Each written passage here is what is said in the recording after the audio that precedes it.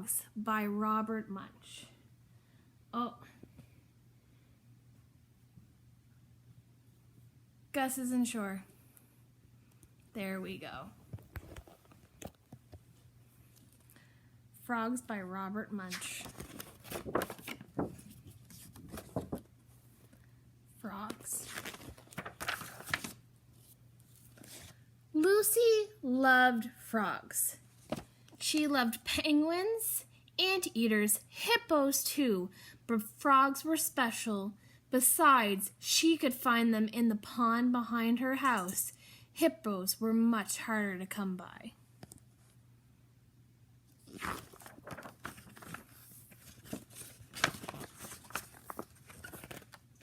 One evening, Mom kissed Lucy and Lenore goodnight and tucked in an especially handsome frog. When Lenore said, "Hug frog, hug frog." "Okay," said Mom, "but just one hug, girls." Lenore picked up the frog and hugged him very gently. Lucy hugged him too and gave him a big kiss right on the top of his head. Whoosh! Poof! The room filled with smoke. When it cleared, there, right in the middle of the bedroom, stood a prince. Mom just stared. Lenore said, "Big frog, all gone!" Lucy heard about this happening in fairy tales that Mom read at night.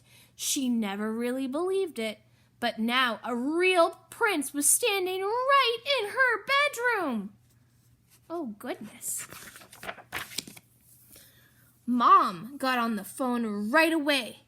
She called friends and neighbors, the police department, and the fire department. Lenore said, "Prince! Prince!" Lucy tried to figure out how to get her frog back. People flocked to see the prince. Newsstands and television reporters were there, and Mom told the story over and over again. Lenore told her version, "Big prince!" Uh-oh, wonder what they're all doing now. Everyone wanted to see the pond where he came from. When Mom, Lucy, and Lenore arrived, it was so crowded that they could hardly see the water. The mayor was there, along with the plumbers, pizza makers, artists, engineers, pig farmers, teachers, truckers, scientists, and movie producers. I wonder what they wanted to make.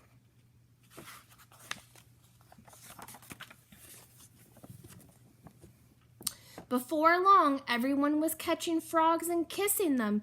Princes were popping out of everywhere. Lucy and Lenore quickly scooped up 6 frogs and took them home for safekeeping. Oh, goodness, what are they going to do with all those frogs? The next morning, the town was full of princes. There were princes in cars, princes in stores. People had to stand up on the bus because the princes took up all of the seats. Restaurants were full of princes demanding smelly cheese and a side order of flies. Ugh.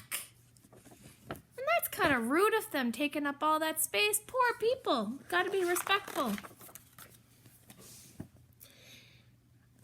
The princes soon became tired to everyone. They were always rescuing damsels in distress, even when the damsels weren't in distress. They insisted on helping people cross the street, even when people didn't want to cross the street. And worst of all, the princes were constantly telling people what to do, even when people already knew what they wanted to do. Oh, goodness. Lots of disagreeing here. Wonder how they could solve their problem. What do you think? Meanwhile, Lucy noticed something very odd about these princes. Every once in a while, when they thought no one was looking, they would hop around. Sometimes they would even turn and catch a fly with a quick flick of their long tongue.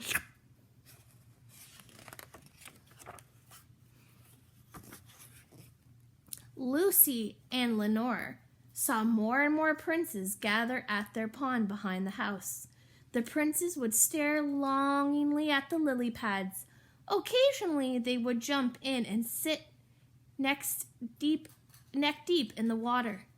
"I think they want to be frogs again," said Lucy. "No more frogs," said Lenore.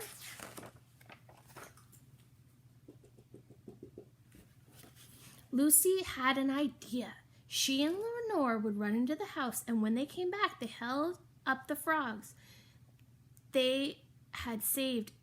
Immediately, 20 princes came running over. "How beautiful!" a prince crowed, and he kissed one of the frogs right on top of the head. I wonder what's going to happen.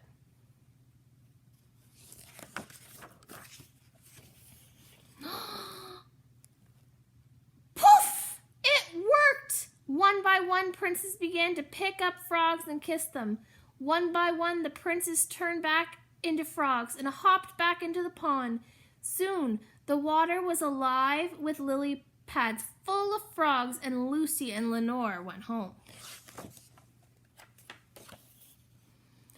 Where are the princes?" Mom asked as the sisters walked into the house. "They're frogs again," said Lucy. Mom got back on the phone. Lucy did find a hippo a few years later, which her mom, after a lot of begging, let her keep for a few weeks.